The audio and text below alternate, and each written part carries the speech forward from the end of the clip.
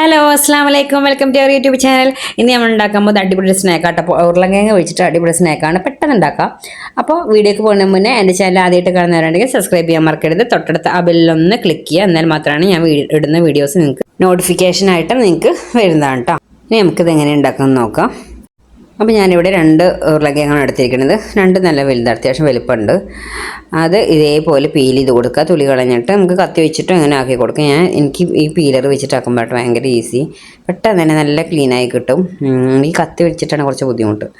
ഇതാകുമ്പോൾ ഈസി ആയിട്ട് ഭയങ്കരമായിട്ട് അതിൻ്റെ സൈഡ് ഫുൾ ക്ലീനായി നല്ല ക്ലീനായിട്ട് കിട്ടും. പെട്ടെന്ന് തന്നെ നമുക്ക് ഇതുകൊണ്ട് ആക്കിയിട്ട് പീൽ ചെയ്തെടുക്കാൻ പറ്റും. ഞാൻ ക്യാരറ്റും കുക്കുമ്പറും ആപ്പിളൊക്കെ ഇതുകൊണ്ടാണ് ഞാൻ പീൽ ചെയ്തെടുക്കൽ കേട്ടോ.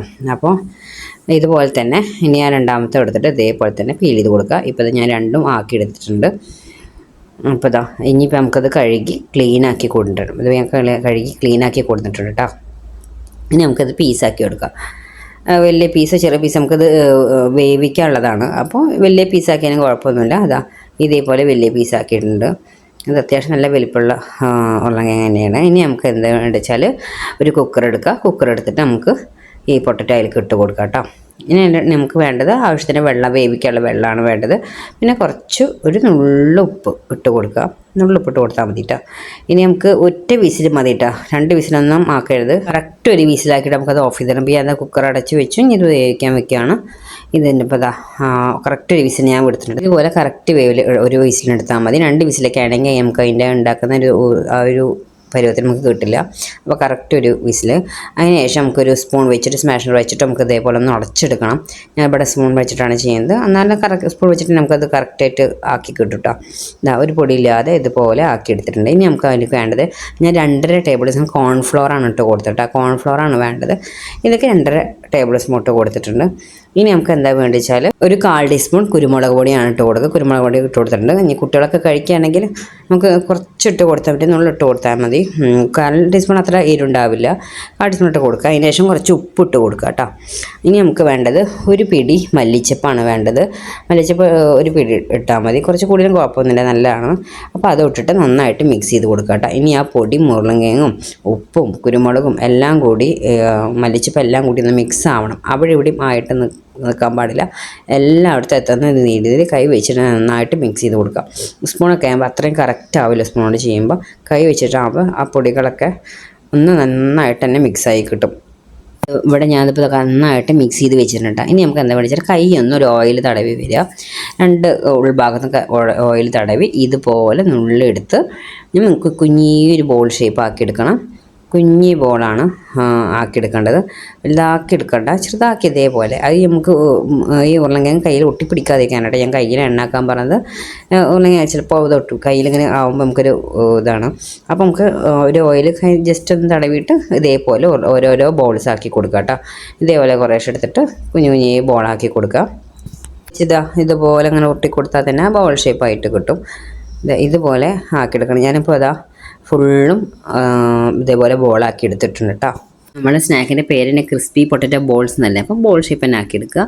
അപ്പോൾ ഇതുപോലെ എല്ലാം ആക്കിയെടുത്തിട്ടുണ്ട്. നല്ല രസമല്ലേ കാണാൻ? എനിക്കിഷ്ടമാണ് അങ്ങനെയൊക്കെ കാണാൻ. ഇനി നമുക്ക് എന്താ മേടിച്ചാൽ ഇത് നമുക്കത് ഫ്രൈ ചെയ്തെടുക്കണം കേട്ടോ. ഫ്രൈ ചെയ്യാൻ ഓയിൽ ഒഴിച്ച് കൊടുത്തിട്ട് കുറച്ച് കൂടുതൽ ഒഴിച്ച് കൊടുക്കുക. അതിന് ശേഷം ഓയിൽ ചൂടായതിന് ശേഷം നമുക്ക് ഓരോരോ ബോളായിട്ട് ഇട്ട് കൊടുക്കുക കേട്ടോ. ഓരോരോ പീസ് ഇട്ട് കൊടുക്കുക. ഇതിപ്പോൾ ഞാൻ എല്ലാം ഇട്ട് കൊടുത്തിട്ടുണ്ട്.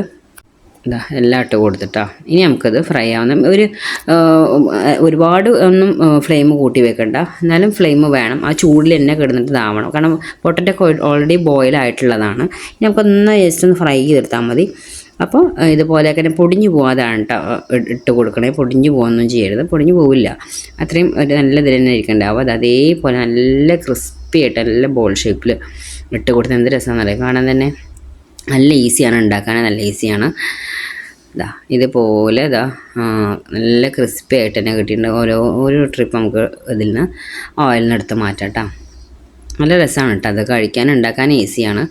പെട്ടെന്ന് നമുക്ക് ഒരു ചായയൊക്കെ വെച്ചാൽ നേരം കൊണ്ട് പെട്ടെന്ന് ഉണ്ടാക്കിയെടുക്കാം. അപ്പോൾ ഇതെല്ലാം ഞാൻ ഇവിടെ എടുത്ത് മാറ്റിയിട്ടുണ്ട് കേട്ടോ. ഒരു ട്രിപ്പ് എടുത്ത് മാറ്റി അടുത്ത ട്രിപ്പ് ഇട്ട് കൊടുക്കുകയാണ്. പക്ഷേ ഇത് ഞാൻ ജസ്റ്റ് ഇട്ടത് കാണിക്കുന്നുള്ളൂ, ഫ്രൈ ചെയ്തെടുക്കുന്നത് കാണിക്കുന്നില്ല. എനിക്ക് ബോറടിക്കും ഈ ഫ്രൈ ചെയ്തതിന് പിന്നെയും കാണിക്കില്ലേ. അപ്പോൾ ഫുള്ള് ഞാൻ എടുത്തത്. എനിക്ക് ഇത്രയാണ് കിട്ടിയത്. നല്ല ടേസ്റ്റാണ് കഴിക്കാൻ. നല്ല ക്രിസ്പിയാണ് കേട്ടോ. എന്താ സൗണ്ട് കിരിക്കിരിച്ചിട്ട് സൗണ്ട് കണ്ട. അത് കെച്ചപ്പിൽ മുക്കി കഴിക്കുമ്പോൾ എന്ത് ടേസ്റ്റാണെന്നറിയോ. നല്ല ക്രിസ്പി കേട്ടോ. കുറു എന്നുള്ള സൗണ്ട് ആവും. വീണ എനിക്ക്